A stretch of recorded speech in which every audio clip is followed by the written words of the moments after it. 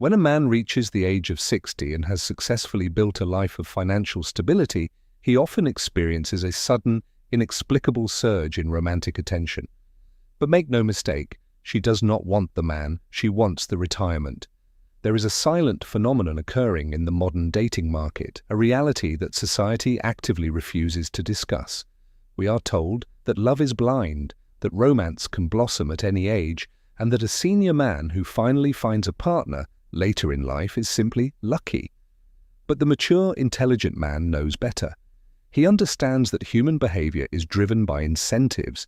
He recognizes that the sudden affection he receives is rarely tied to his physical attractiveness, his personality, or his soul. Instead, it is directly correlated to the empire he has spent a lifetime bleeding to build.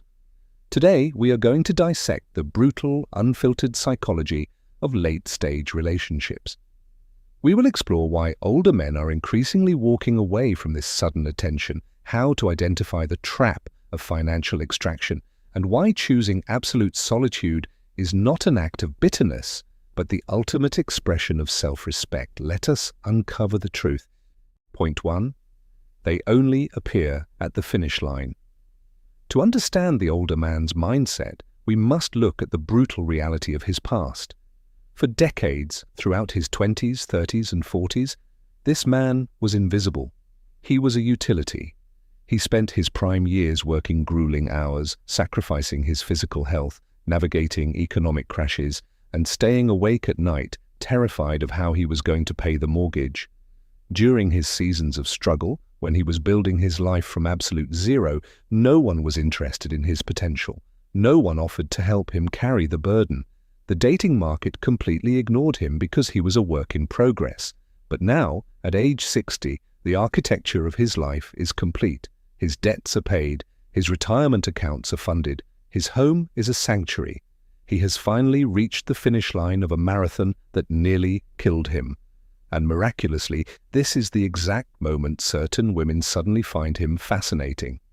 The senior man recognizes this profound hypocrisy.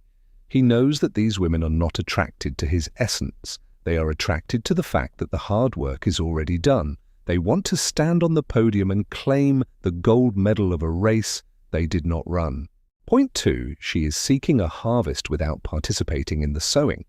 When a woman in her 50s or 60s aggressively pursues a financially stable senior man, her motivations are rarely romantic. Often she has reached this stage of life and realized a terrifying truth. She is completely unprepared for her own retirement. Whether due to past divorces, a lack of financial discipline, or poor life choices, she is staring down the barrel of her final decades without a safety net. The mature man perceives this dynamic with crystal clarity. He understands that he is not being evaluated as a lover, he is being evaluated as an insurance policy. Let us look at a practical example. A senior man begins dating a woman. Within a few months, the conversations subtly shift. She begins asking detailed questions about his property. She suggests that moving into his paid-off house would make sense financially. She begins introducing the idea of expensive vacations that she expects him to fund. She speaks of our future, but what she actually means is your resources. She desires the privileges of a wife without having earned the history of a partner. She wants the security, the comfort, and the lifestyle that his decades of suffering produced. The senior man recognizes that she is looking for a soft place to land, but he refuses to let his life's work become the landing pad for someone else's financial negligence. Point 3. The ultimate revealing question that haunts the senior man's mind. No matter how charming she is, no matter how much affection she displays, there is a singular, unshakable question echoing in the back of the senior man's consciousness. Where were you during the hard years? Where were you when I had absolutely nothing? Where were you when I needed someone to believe in my potential rather than someone who only worships my success? This is the litmus test of conditional love. The senior man knows that true loyalty is forged in the fires of adversity.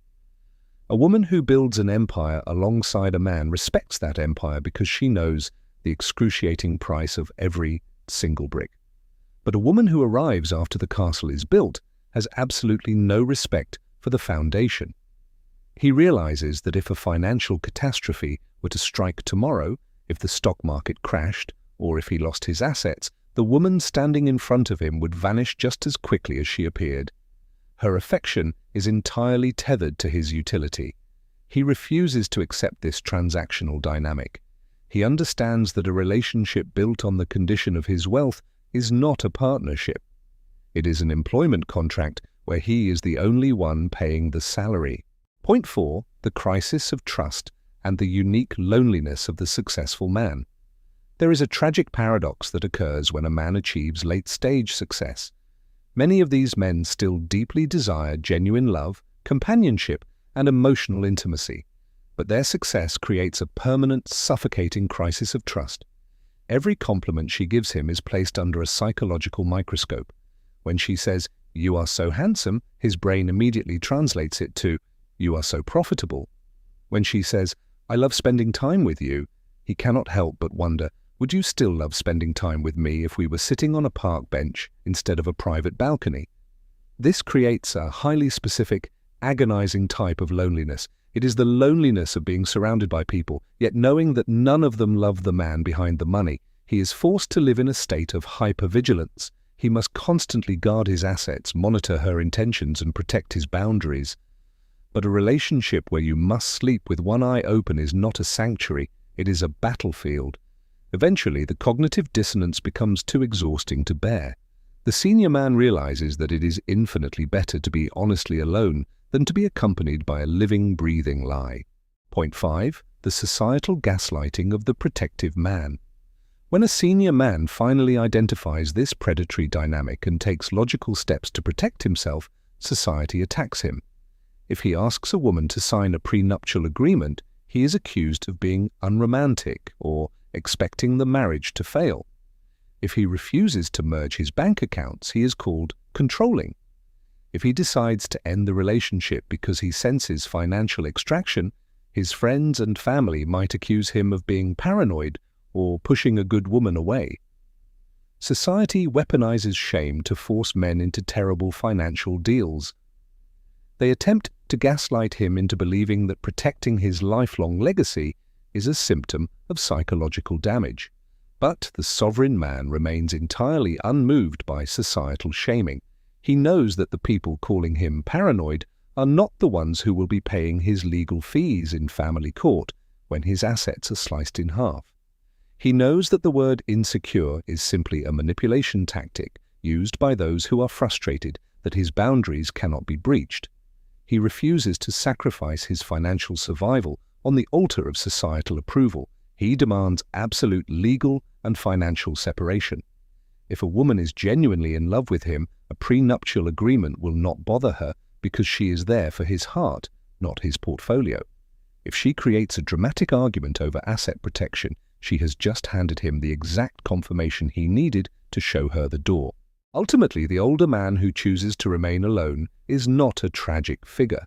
He is not a man who failed at love, nor is he a man consumed by bitterness. He is a man who has reached the absolute pinnacle of clarity. He has looked at the modern dating market, calculated the risks, and realized that his peace of mind is the most valuable asset he owns. He refuses to be reduced to a retirement plan. He refuses to let the fruits of his lifelong suffering be harvested by a stranger. He chooses solitude because solitude guarantees his sovereignty. He has learned the ultimate lesson of the human experience. It is 1,000,000 times better to enjoy your empire in the quiet company of yourself than to share your throne with an imposter. If this video resonated with you, I want to hear your story. Head down to the comments and tell me, at what point did you realize that protecting your peace and your assets was more important than societal expectations? Your wisdom will help guide the men who are still fighting blindly through the storm. If you found value in this deep dive into male psychology, please hit the like button, subscribe to the channel, and turn on the notification bell. Thank you for watching. Until next time, guard your sanctuary.